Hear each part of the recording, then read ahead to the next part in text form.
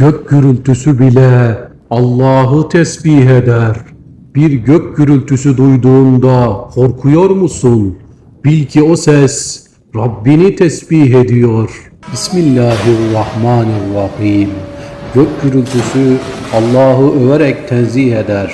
Onun korkusundan dolayı melekler de buna katılır.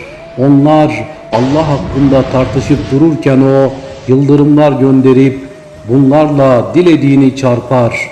Onun azabı pek şiddetlidir. Sadakallahülazim. Azim olan Allah ne güzel, ne doğru söyledi.